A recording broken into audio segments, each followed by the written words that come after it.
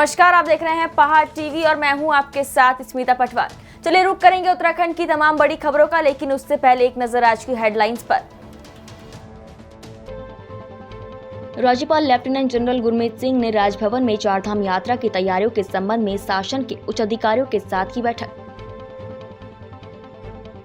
उत्तराखंड में भी होगा संस्कृत शिक्षा का विस्तार, 1 महीने के अंदर तैयार होगा ड्राफ्ट।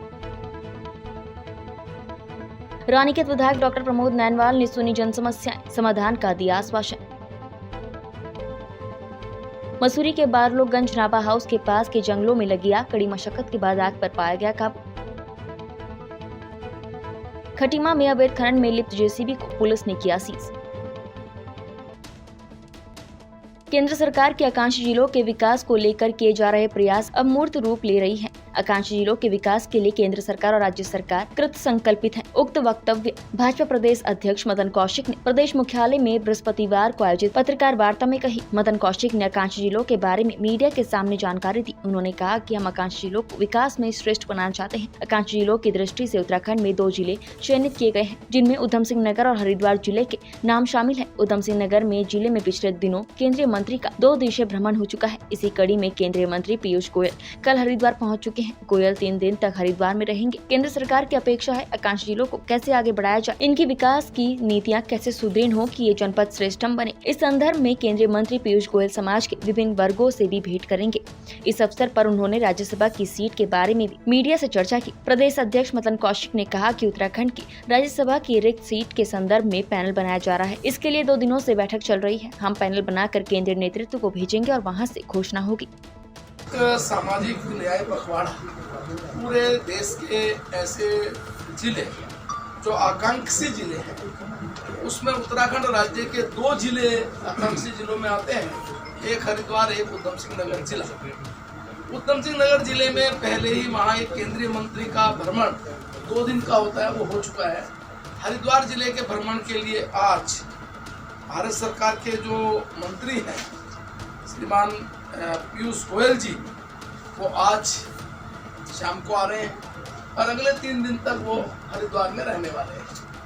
इस जो आकांक्षी जिले होते हैं, इन आकांक्षी जिलों में जो योजनाएं होती हैं, किस प्रकार से उस जिले को हम ऊपर उठाएं, किस प्रकार उस जिले की योजनाओं को लेकर, किस प्रकार उसके हेल्थ सिस्टम को लेकर, एजुकेशन सिस्टम को लेकर, किस प्रकार से वहाँ की विकास की योजनाओं को लेकर, किस प्रकार से, तो इस प्रकार से इस 2-3 दिन के कार्यक्रम में अलग अलग प्रकार से माननीय केंद्रीय मंत्री पीयूष गोयल जी का कार्यक्रम रहने वाला है। क्या रहेगा? अधिकारियों के साथ बैठक होगी, केंद्र की योजनाएं जहाँ होगी उनका इंस्पेक्शन होगा। इससे अलग भारतीय जनता पार्टी के कार्यकर्ताओं के साथ बैठना होगा। इससे अलग जो प्रमुख समाज के लोग हैं उनके साथ बैठना होगा। अन्य प्रकार के भी कार्यक्रम हैं जो वहाँ पर रहेंगे। तो इसी कार्यक्रम के निमित्त सामान्यतः चूँकि सारे प्रदेश को इसकी जानकारी रहे कि इन आकांक्षी जिलों को प्रधानमंत्री जी के मार्गदर्शन और नेतृत्व में भारत सरकार पूरी ताकत के साथ इनको सारे योजना से जो जिसमें ये आकांक्षी जिलों से बाहर निकाला जाए और एक विकास की दृष्टि से बड़े जिले ये बने, विकास की दृष्टि से। तो इस प्रकार की सबको जानकारी रहे, तो उसमें एक कार्यक्रम ये भी था कि हम मीडिया के माध्यम से सब लोगों को इस प्रकार की जानकारी प्राप्त हो।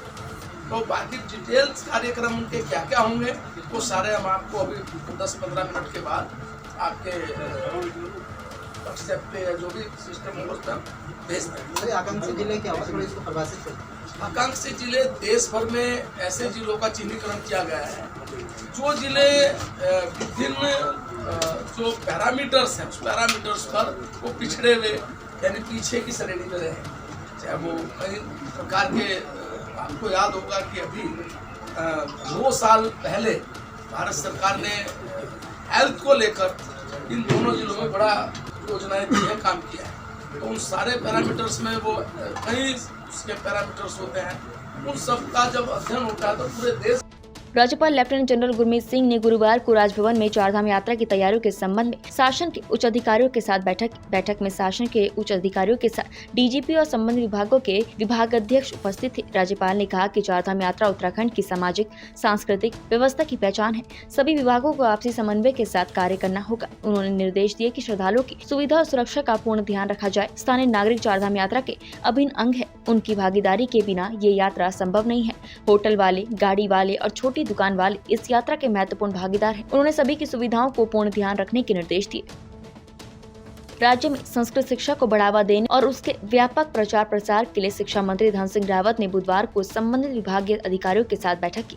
बैठक में धन सिंह रावत ने अधिकारियों को निर्देशित किया कि देश के अन्य राज्यों में जहां पर संस्कृत शिक्षा को लेकर कार्य किया जा रहा है, उसका अध्ययन कर 1 महीने के भीतर ड्राफ्ट तैयार किया जाए, जिससे कि संस्कृत शिक्षा की नियमावली तैयार की जा सके। इसके लिए जल्द ही 3 सदस्यीय समिति का गठन किया जाए, जो की संस्कृत शिक्षा की नियमावली पर कार्य करेगी। बुधवार को पर्यटन मंत्री सतपाल महाराज बद्री केदार मंदिर समिति की बैठक में चारधाम यात्रा की तैयारियों की समीक्षा करने पहुंचे थे, जहां पर समिति के अध्यक्ष अजेंद्र अजय ने मंत्री के सामने अधिकारियों की कार्यप्रणाली की शिकायत की, जिस पर पर्यटन मंत्री सतपाल महाराज अधिकारियों पर भड़क गए। पौड़ी में सार्वजनिक सुलभ शौचालय के शिविर की गंदगी चंदोला राई में पेयजल स्रोत में डाले जाने पर ग्रामीण भड़के हुए हैं। ग्रामीणों का कहना है कि शिविर की गंदगी से गांव में दूषित पानी की आपूर्ति हो रही है। ग्रामीणों ने इसकी शिकायत पालिका अध्यक्ष और कोतवाली में भी की है। उन्होंने आरोपी के खिलाफ ठोस कार्रवाई करने की मांग की है। वहीं इस संबंध में जब सामाजिक कार्यकर्ता नमन चंदोला ने पालिका अध्यक्ष से इस बात की शिकायत की, तो चंदोला ने बताया कि अध्यक्ष उल्टा उन्हें ही पाठ पढ़ाने लगे। हाँ, कौन? नमन चंदोला। हाँ बताओ, कहाँ हो आप? ऑफिस में हो? बाकी कहाँ हो रहे हैं भैया? क्या पौड़ी की जनता ने बैठा रखा वहाँ है? हाँ, वो तो बात सच है। हाँ बताओ। आज क्या हुआ कि आपका जो ये नीचे बस अड्डे के नीचे जो हमारा शौचालय है ना। अरे भैया हमारा, मेरी बात सुनो भैया, चंदोला है वो हमारा नहीं है, हमारा वो सुलभ शौचालय का है। पहले पूरी जानकारी रखा करो, कुछ लोगों को जानकारी तो है नहीं। अरे प्रभु, शौचालय हमारा क्या कह रहे हैं? पौड़ी में तो हमारा ही है ना। तो मेरी बात सुन ले भैया, हमारा है तो तुम्हारा तो सब कुछ है, सारी चीजें है पौड़ी में। तो हाँ, तो पहले नियमानुसार। अरे बात सुनो करो भैया, अध्यक्ष से बात कर रहे हो इस समय, मैं तुम्हें समझाता हूँ ना क्या है बात। वो हमने सुलभ शौचालय वालों को दे रखा है, हमारा कोई कंट्रोल उसमें, हमने तो बना के दे दिया है उन्हें। जब बिल्डिंग बनेगी ऊपर तब होगा। अब उन्होंने फेंका तो हमारा कोई रोल थोड़ी नहीं है उसमें। तो उसको मेरे पास दरोगा ने बता दिया था, तो मैंने कहा उनको एक्शन लो तुम, हम नगर पालिका से कोई मतलब ही नहीं है उनका। अच्छा, हाँ, सुलभ शौचालय वालों का है ना वो। हाँ, उन्होंने क्या होगा, फिर खाली किया उन्होंने, कहाँ फेंका उन्होंने? हाँ, इनकी तो मशीन जो है, सक्शन मशीन जो है श्रीनगर से आती है, वो श्रीनगर ले जाती थी। अब पता नहीं, लेकिन उसने वो वहाँ फेंका है ना। कहाँ? जो आगे गधेरा है, चंदोला नहीं के आगे। अरे जो है ना, जहाँ वो है नाला है जहाँ पे पुल के आगे। अब इनसे बोलो, इनको बोलो, इनसे पूछो सालों से क्या है ऐसे भैया। हमारा कोई रोल नहीं है उसमें यार, सुलभ शौचालय क्या हो। अब यहाँ तो पौड़ी होती है, दुर्भाग्य हो गया है कि NH की सड़कों पे गड्ढे पड़े हैं, बहन तुम कोई नहीं बोल रहा है ना। हमारी अपर बाजार के रोडों पे लोगों ने कहा उसमें पेपर टाइल्स लग रही है, आज वो साला इतनी चमक रही है रोड। तो भैया तो प्रभु, हम तो साथ ही रहते हैं आपके हमेशा। अरे हमारे साथ नहीं भी रहोगे तो क्या कर लोगे यार? एक आदमी से क्या होगा? नहीं भी रहेगा कोई हमारे साथ, क्या होगा बताओ? हो जाता सब हो जाता है। अगर हमारे साथ नहीं भी रहोगे तो क्या कर लोगे तुम बताओ? हो जाता है, बहुत कुछ जाता है।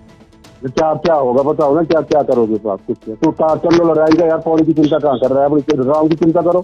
अरे महाप्रभु, तो आंदोलनकारी लोग है ना, हर जगह की चिंता करनी पड़ती है। हमसे बड़ा आंदोलनकारी थोड़ी है यार, जब तू पैदा नहीं हो रहा होगा उससे हम ही है भाई साहब, वर्तमान में हम ही है। हाँ, तो वहाँ रह रहे चंदोला रहेंगे, पौड़ी में जो नेतागिरी कर रहे हो ना। नेता तो कहीं भी फैल जाता है, कहीं भी हो जाता है, नहीं तो नेता होता। अरे तो चल नेतागिरी पौड़ी में नहीं होती नेतागिरी यार। पौड़ी के लोग दिख जाएगी दोस्त, पौड़ी बहुत समझदार लोग हैं यार, बहुत समझदार है। दिख जाएगी। क्या देख देखो भैया, ये भगवान क्या देख रहे यार? 15 साल से लोग देख रहे। हाँ, पहले थोड़ा ज्ञान रखा करो चंदोला, ऐसा है छोटा है मुझसे, तो पहले पूरा ज्ञान रखा था। अरे तो हम तुम्हें अरे यार चंदोला जी सुनो से, तुम्हें पता ही नहीं है कौन सी किसकी चीज है, कौन सी क्या चीज है। मुझे लग रहा है जानकारी आपको नहीं है पूरी, क्योंकि आपका ईओ तो मुझे बोल रहा है कि मैं उसके ऊपर कार्रवाई करूंगा, गलती हमारी है। अरे ईओ को तो पता ही नहीं है यार, ईओ कौन होता है यार? तुम्हारा डिपार्टमेंट है ना, नगर पालिका। ईओ को पता नहीं है यार, ईओ को पता नहीं है। हाँ, तो नगर पालिका अध्यक्ष हो, 3 बार के विधायक, ईओ को बैठा रहे तुमने। ईओ को मैं पूछता नहीं हूँ, ईओ की तो मुझे जरूरत ही नहीं यार, बेनाम को तो ईओ की जरूरत ही नहीं है। चलो बढ़िया, चेक में साइन बेनाम, वो तो ईओ तो चेक में साइन करता है, बाकी मैं कदम घर जा। ईओ को अगर मैं घुमाने लग जाऊँ चंदोला तो कई ईओ मर जाते हैं आज तक। चलो देख समझ रहा है मेरी बात को? हाँ है ना। अब तुम्हारी मुझे बोलो ना कि गलती हमारी नगर पालिका की है, मैं तब बोल रहा हूँ। और हमारी गलती नहीं है, नगर पालिका की कोई गलती नहीं है, कहीं गलती नहीं है। अच्छा, और काम हो रहे हैं, सारे हो रहा है, 4 धाम यात्रा शुरू कर रहे हैं, मजा आ जाएगा पौड़ी वालों को।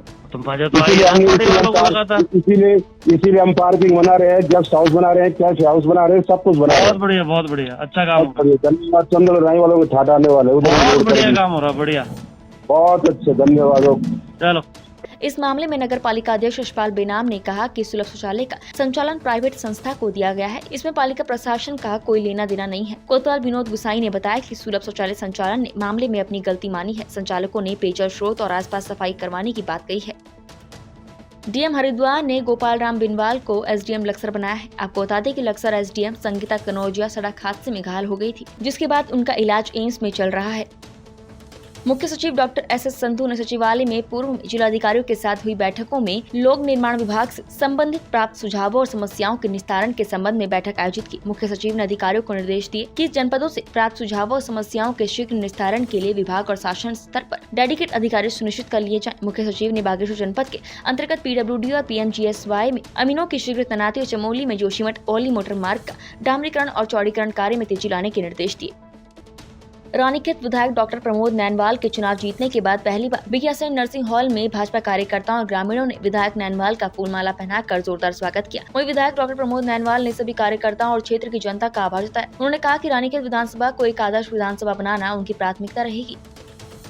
उत्तराखंड पुलिस ने कोरोना महामारी की तीनों लहर में कोविड नियमों के उल्लंघन पर चालान करके लगभग 33 करोड़ रुपए का जुर्माना वसूल करके उत्तराखंड पुलिस ने 19.77 लाख मास्क भी वितरित किए। ये खुलासा सूचना अधिकार कार्यकर्ता नदीम उद्दीन एडवोकेट को पुलिस मुख्यालय द्वारा उपलब्ध कराई गई सूचना से हुआ। काशीपुर निवासी सूचना अधिकार कार्यकर्ता नदीम एडवोकेट ने पुलिस मुख्यालय उत्तराखंड के लोक सूचना अधिकारी से कोविड नियमों के उल्लंघन पर पुलिस द्वारा किए गए चालानों और वसूले गए जुर्माने की सूचना मांगी थी। इसके उत्तर में पुलिस मुख्यालय की लोक सूचना अधिकारी अपर पुलिस अधीक्षक शाहजहां जावेद खान ने संबंधित विवरणों की प्रतियां उपलब्ध कराई है।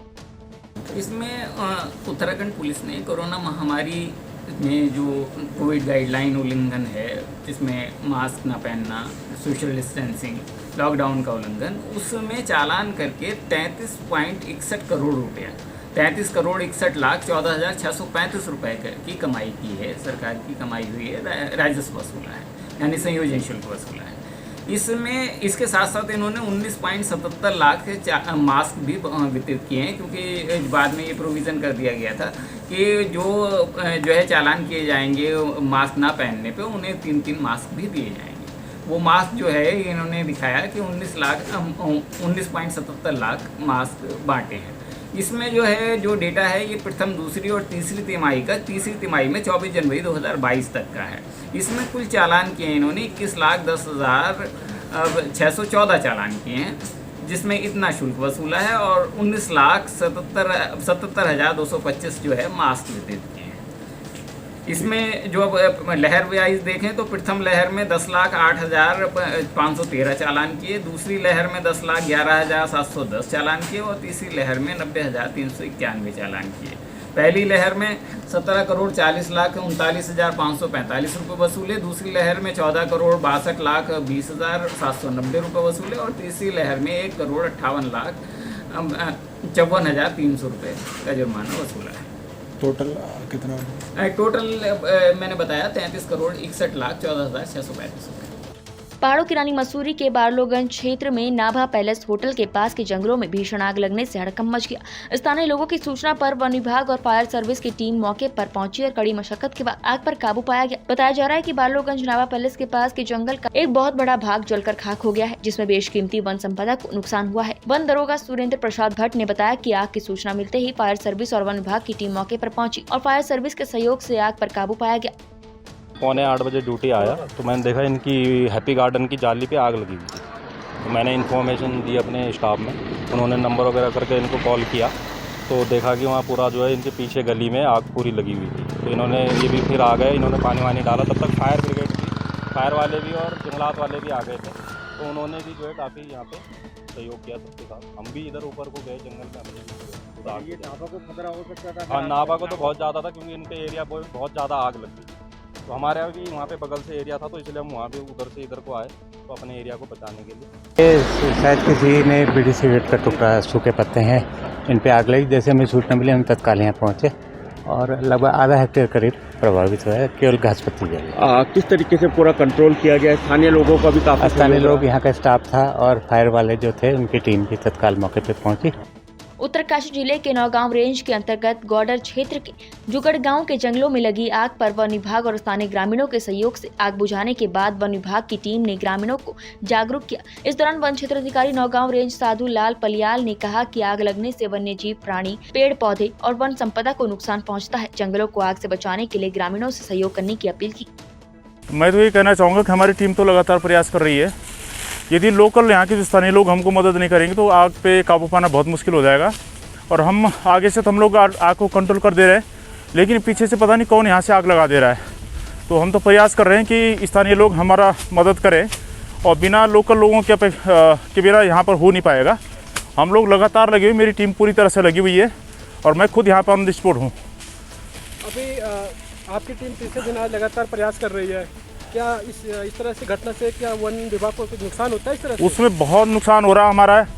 जंगल में जो आपको पता है कि विभिन्न प्रकार आजकल जो है घोंसले बनाते हैं चिड़िया है, आजकल रीजनरेशन हो रहा है, और सारे जो हमारे ओक के जो फॉरेस्ट हैं आजकल बिल्कुल सब पे कोंपलें आ चुकी है, पत्तियाँ आ चुकी है, पोल आ चुके हैं, और इतना नुकसान हो रहा है कि जिसकी कोई कल्पना नहीं की जा सकती है। खटीमा क्षेत्र में अवैध रूप से खनन कर रहे खनन माफियाओं पर नकेल कसने के लिए पुलिस प्रशासन द्वारा लगातार कार्रवाई की जा रही है, जिसके बावजूद भी खनन माफिया बेखौफ होकर अपने कार्य को अंजाम दे रहे हैं। अवैध खनन रुकने का नाम नहीं ले रहा है। जहां खनन माफिया अंधेरे का फायदा उठाकर रात को अपना कारोबार चलाते हैं, वहीं इतनी चिलचिलाती गर्मी में लोग अपने घरों में कैद होते हैं, वहीं खनन माफिया बाहर निकलकर अवैध खनन को अंजाम देते हैं। इसी बीच पुलिस को सूचना मिली कि 17 मील चौकी क्षेत्र में जेसीबी से अवैध खनन कराया जा रहा है। सूचना पाकर पुलिस ने तत्काल मौके पर पहुंचकर अवैध खनन कर रही जेसीबी को अपने कब्जे में लेकर सीज कर दिया। वहीं इस मामले में एसएसआई देवेंद्र गौरव ने बताया कि 17 मील क्षेत्र में अवैध खनन किया जा रहा था, जिस पर पुलिस ने मौके पर जाकर एक जेसीबी को पकड़कर सीज कर दिया। आपको बता दें कि कुछ दिन पहले भी अवैध खनन में लिप्त 7 ट्रैक्टर ट्रॉली और एक बाइक को चौकी इंचार्ज होशियार सिंह द्वारा सीज किया गया था। गौरतलब है कि जहां पुलिस लगातार अवैध खनन कारोबारियों पर नकेल कस रही है, वहीं अवैध खनन कारोबारी भी अपनी हरकतों से बाज नहीं आ रहे हैं। वहीं अब देखना यह है कि पुलिस द्वारा अवैध खनन माफिया पर की जा रही कार्रवाई का अब खनन माफियाओं पर क्या असर होता है। 17 मील चौकी क्षेत्र में काफ़ी समय से अवैध खनन की सूचना प्राप्त हो रही थी, जिसमें हमारे एसएसपी सर द्वारा भी काफ़ी गंभीरता से इसको लेकर ये कहा गया था कि किसी प्रकार से अवैध खनन क्षेत्र में बर्दाश्त नहीं किया जाएगा। तो इसी के क्रम में कल सूचना प्राप्त हुई और जिसमें एक जेसीबी को पुलिस द्वारा अवैध खनन करते हुए पकड़ा। बाजपुर के अनाज मंडी स्थित विद्युत विभाग कार्यालय पर किसान नेता जगतार सिंह बाजवा ने अघोषित विद्युत कटौती के विरोध में 1 घंटे का उपवास किया। इस दौरान उन्होंने प्रदेश सरकार से विद्युत व्यवस्था को सुचारू करने की मांग की। आपको बता दें कि प्रदेश में विद्युत आपूर्ति पूरी तरह खराब हो चुकी है, जिसके चलते विद्युत विभाग द्वारा कई घंटों तक विद्युत सप्लाई को बंद किया जा रहा है। वहीं सही तरीके से विद्युत आपूर्ति नहीं होने से लोगों को काफी परेशानियों का सामना करना पड़ रहा है, जिससे आक्रोशित होकर बाजपुर के किसान नेता जगतार सिंह बाजवा ने क्षेत्र के लोगों के साथ अनाज मंडी स्थित विद्युत विभाग कार्यालय पर 1 घंटे का उपवास किया। विद्युत कटौती से लोग परेशान हैं, आम जनमानस हलकान हो चुका है, और आज उपवास के सांकेतिक उपवास के माध्यम से हम विभाग को और सरकार को बताना चाहते हैं कि लोगों का जो सब्र है अब वो जवाब दे रहा है। आगे एक आधे दिन में ये विद्युत आपूर्ति जो है सुचारू नहीं हुई तो आम जनमानस सड़कों पर दिखाई देगा, और जितने भी सरकार के नुमाइंदे हैं, मंत्री संतरी, उनकी गाड़ियाँ वाड़ियाँ रोक करके उन्हें कहा जाएगा कि ये जो तेल आप भगा के फूंक रहे हो, इससे अच्छा है वहाँ टरबाइनों में जलाओ और बत्ती बनाओ, जिससे कि लोगों का जीना किसी तरीके से ठीक हो। देखिए, इस वक्त जो बिजली की सप्लाई और डिमांड में सापेक्ष में लगभग 7 MU का फ़र्क है, और ये बात हमारे प्रबंधन को भी पता है, सरकार को भी पता है, और वो अपने स्तर से प्रयास जारी कर रहे हैं। लेकिन अभी जो मांग के सापेक्ष जो सप्लाई है वो काफ़ी कम है, और जो ग्रिड के सप्लाई के रेट हैं वो भी काफ़ी अधिक हैं, जिससे हमारा डिपार्टमेंट बिजली खरीद भी कर रहा है महंगी रेटों में। लेकिन जितनी मांग है उसके सापेक्ष उपलब्धता में कमी है, इस वजह से फिलहाल विद्युत रोस्टिंग का सहारा लिया जा रहा है। 2 साल के लंबे अंतराल के बाद कल पौड़ी क्षेत्र पंचायत की बैठक आयोजित की गई। बैठक में मुख्य अतिथि के तौर पर पौड़ी विधायक राजकुमार पौरी ने शिरकत की। बैठक में ग्राम प्रधान और क्षेत्र पंचायत सदस्यों ने अपनी समस्याओं से क्षेत्र के विधायक और सदन को अवगत कराया। बिल्कुल कोरोना काल के देखते हुए जब से हम लोगों का शपथ ग्रहण हुआ था और 2 साल के अंतराल के बाद आज हम लोगों की पहली बैठक यहाँ पे हुई है, बीडीसी बैठक, जिसमें कि तमाम जनप्रतिनिधि, प्रधानगण, क्षेत्र पंचायत सदस्यगण यहाँ पे उपस्थित हुए हैं। और जो भी समस्याएं हम लोगों की गांव में होती हैं, छोटी बड़ी समस्याएं, आज हम लोगों को इस प्लेटफॉर्म के माध्यम से अपनी बात रखने का मौका मिला है। और तमाम अधिकारी भी यहाँ पे मौजूद थे। वर्तमान विधायक राजकुमार पोरी जी भी आज बैठक में उपस्थित थे, जिन्होंने कि आम जनमानस की प्रत्येक जो सबसे छोटी इकाई का जनप्रतिनिधि होता है, सीधे उससे संवाद करके उसकी समस्याओं का निवारण करने हेतु अधिकारियों को निर्देशित किया। बीडीसी की बैठक में आया हूँ, पौड़ी विकास खंड की, और इसमें भी कॉमन मुद्दे हैं, सभी जगह यही मुद्दे उठते हैं, सड़क, पानी, बिजली। और मैंने यही कहा है कि काम जो भी हो, चाहे वो पानी का है और चाहे वो सड़क का है, जो निर्माण कार्य हैं और जो जनहित के काम हैं उनमें बिल्कुल भी कोताही नहीं बरती जाएगी। और निर्माण कार्य जो है एकदम जो है गुणवत्ता युक्त होगा, उसमें गुणवत्ता देखी जाएगी, उसमें कोई कोताही नहीं होनी चाहिए। गुणवत्ता में कहीं भी उसमें लापरवाही होगी तो एक्शन लिया जाएगा। इस मामले में कोई छूट नहीं मिलेगी किसी अधिकारी को भी और जनप्रतिनिधि को भी। यदि कमी होती है तो जनप्रतिनिधि को भी उसमें जो है दंडित किया जाएगा और अधिकारी को भी दंडित करने की बात की जाएगी।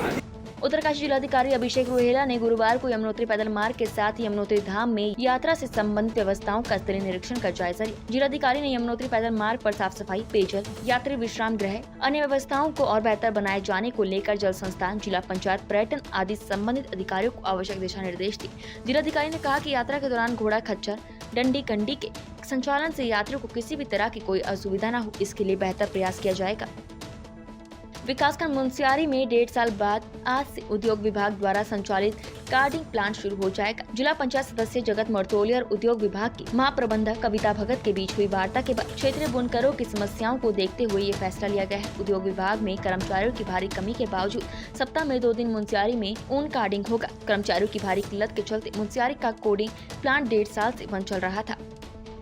नगर निगम कोटद्वार में जनता को उच्च गुणवत्ता का मांस मिले और जनता के स्वास्थ्य से कोई खिलवाड़ न हो, इसके लिए नगर निगम क्षेत्र में स्लॉटर हाउस भी खोल दिया गया है। संचालित करने के लिए नगर निगम ने इसको ठेके पर दे दिया और मांस विक्रेताओं को हिदायत दी कि बिना डॉक्टरी जांच के अपनी दुकानों पर मांस न बेचे। नगर निगम क्षेत्र में बिना डॉक्टरी जाँच कर खुलेआम मांस बेचा जा रहा है। इस गड़बड़ी में सबसे बड़ा हाथ स्लॉटर हाउस चलाने वाले ठेकेदार का है। नगर निगम के स्लॉटर हाउस की एक चौंकाने वाली बात सामने आई है। मीट मार्केट के मांस विक्रेता से जब पूछा गया कि वो अपनी दुकान पर बिना डॉक्टरी जांच के मांस क्यों काट रहे हैं, तो उसने बताया कि स्लॉटर हाउस के ठेकेदार द्वारा उन्हें रोज 100 रुपए की पर्ची थमाई जाती है, जिसमें उनके 2 मुर्गे पर नगर निगम की मोहर लगाई जाती है, जबकि और मुर्गे की काटने की अनुमति स्लॉटर हाउस का ठेकेदार उन्हें दुकान में ही काटने को दे देते हैं। बिना डॉक्टरी जाँच के लोगों के स्वास्थ्य के साथ इतना बड़ा खिलवाड़ किया जा रहा है और नगर निगम के आला अधिकारी चैन की नींद सो रहे हैं, जिससे स्लॉटर हाउस के ठेकेदार अपनी मनमर्जी से स्लॉटर हाउस के नियमों की धज्जियां उड़ा रहे हैं। बाकी हम अपनी दुकान में काट सकते हैं, ये हमें बोल रखा है दुकान में काटो। तो क्या दिया? कितने रुपए की पर्ची है? ये 100 रुपये की पर्ची है, 10 पीस की, बाकी दुकान में काटो। कैसी जगह काटते थे आपको? हमको तो ये सर दे रखी है पर्ची के, दुकान में काटो, 2 पे मोहर है। पर्ची हो रही है, इसमें वहाँ पे काटने को दी जाता है, वहाँ से 2-3 मुर्गों की वो लगती है मोहर, बाकी कह रखा है आप अपनी दुकान में काटिए। मतलब यहाँ से 4-5 मुर्गों की मिल जाती है, वो 100 रुपये की काट देते हैं। फरवरी महीने में मुंबई के बड़े बिल्डर की हत्या को अंजाम देने के बाद फरार चल रहे कुख्यात सुपारी किलर गिरोह के सक्रिय सदस्य को आखिरकार Mumbai crime branch SOG Haridwar की मदद से बुधवार रात रेलवे फाटक ज्वालापुर के पास से धर दबोचा। मुंबई क्राइम ब्रांच ने पकड़े गए आरोपी की ट्रांजिट रिमांड कोर्ट से मांगी है। हरिद्वार धर्मनगरी होने के साथ साथ अब अपराधियों की शरण स्थली भी बनती जा रही है। मुंबई से आई विशेष क्राइम ब्रांच की टीम ने एसओजी पुलिस की मदद से कनखल जगजीतपुर में काफी दिनों से रह रहे कुख्यात हत्यारे अर्जुन निवासी चांदपुर रोड बुलंदशहर को रेलवे फाटक ज्वालापुर से धर दबोचा। मुंबई में एक बड़े बिल्डर समय चौहान को उसी के कार्यालय में घुसकर मौत के घाट उतारने के बाद ये शातिर वहां से फरार हो गया था, जिसे मुंबई पुलिस बीते 2 महीने से सरगर्मी से तलाश कर रही थी। बिल्डर की हत्या में शामिल 4 में से एक कुख्यात का यूपी के वाराणसी में बीते महीने मार्च में एसटीएफ द्वारा एनकाउंटर किया जा चुका है। साथ ही के एनकाउंटर के बाद से पकड़ा गया ये आरोपी पुलिस से छिपता फिर रहा था। मुंबई के बिल्डर की हत्या में शामिल 4 आरोपियों में से 2 को पहले ही मुंबई क्राइम ब्रांच गिरफ्तार कर चुकी है, जबकि एक का एनकाउंटर यूपी ट्रैफिक पुलिस ने 21 मार्च को बनारस में कर दिया था। अब चौथे मुख्य आरोपी को मुंबई क्राइम ब्रांच एसओजी के साथ मिलकर हरिद्वार से धर दबोचा है। 26 फरवरी को मुंबई में हुई हत्या के मामले में ये आरोपी भी सीसीटीवी में कैद हुआ था। मुंबई के जिस स्थान पर बिल्डर की हत्या की गई थी, वहाँ पर लगे सीसीटीवी कैमरों में यह हत्याकांड साफ कैद हो गया था, जिसमें चारों अपराधियों के शामिल होने की पुष्टि हुई थी। यही कारण था कि पुलिस ने पहले 2 आरोपियों को गिरफ्तार किया, उसके बाद 2 की तलाश कर रही थी कि इनमें से एक का एनकाउंटर यूपी के प्रयागराज में कर दिया गया। ड्रग इंस्पेक्टर अनीता भारती ने अपने विभाग की विजिलेंस टीम के साथ पथरी थाना क्षेत्र के धनपुरा, घिस्सूपुरा, एकड़ कला, सराय, ज्वालापुर में मेडिकल स्टोरों, क्लिनिकों और अस्पतालों पर छापेमारी की। इस दौरान भारी अनियमितताओं और एक्सपायरी डेट की दवा बेचने जैसी बड़ी खामियां पाए जाने पर 5 मेडिकल स्टोर और अस्पताल को टीम द्वारा सीज कर दिया गया है। जानकारी देते हुए ड्रग इंस्पेक्टर अनीता भारती ने बताया कि काफी दिनों से शिकायत मिल रही थी कि इस क्षेत्र में कई जगह बिना अनुमति के मेडिकल स्टोर खुले हैं और कई झोला छाप बिना अनुमति के मरीज को भर्ती कर उनका इलाज कर रहे हैं। इसी के चलते इस क्षेत्र में करीब 15 हॉस्पिटल, क्लिनिक और मेडिकल स्टोरों पर जमकर निरीक्षण किया गया। इस दौरान कुछ मेडिकल स्टोर संचालक खुद ही डॉक्टर बनकर मरीजों को ड्रिप लगाते हुए मिले और कई मेडिकल स्टोर संचालक अपना मेडिकल स्टोर बंद करके भाग खड़े हुए। घिस्सूपुरा, धनपुरा और पथरी क्षेत्र में मेरे द्वारा औचक निरीक्षण किया गया। मेरे साथ विजिलेंस एफटीए की टीम भी शामिल थी और जितने भी वहाँ पर मेडिकल स्टोर हैं, क्लिनिक हैं और हॉस्पिटल हैं, वहाँ पर दवाइयों के रखरखाव संबंधी और कोविड जैसा कि इधर कोविड की भी कुछ पेशेंट अभी काफ़ी हद तक कोविड बढ़ रहा है, तो उसको देखते हुए दवाइयों की उपलब्धता और कोविड के नियमों का पालन करने के निर्देश दिए एवं जो नारकोटिक दवाइयाँ हैं, उन दवाइयों के क्रय विक्रय और डिस्ट्रीब्यूशन का जो रिकॉर्ड है, रजिस्टर है, उस चीज़ को मेंटेन करने की हिदायत दी है। इसी के चलते जो है लगभग 15 मेडिकल स्टोर, क्लिनिक और हॉस्पिटल चेक किए, जिसमें से अनियमितता मिलने पर 5 क्लिनिक और मेडिकल स्टोर बंद कराए गए। उत्तराखंड की तमाम बड़ी खबरों में फिलहाल इतना ही। बाकी खबरों के लिए देखते रहिए पहाड़ टीवी। नमस्कार।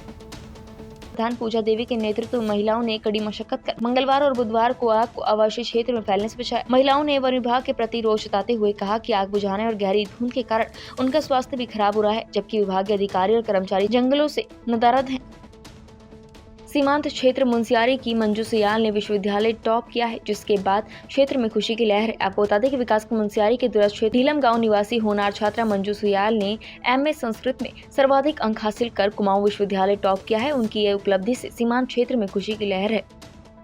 बुधवार को कर्णप्रयाग ब्लॉक सभागार में आयोजित बीटीसी बैठक में सड़क, पेयजल, विद्युत, नेशनल हाईवे से जुड़ी समस्याओं पर चर्चा हुई। वहीं सदन के माध्यम से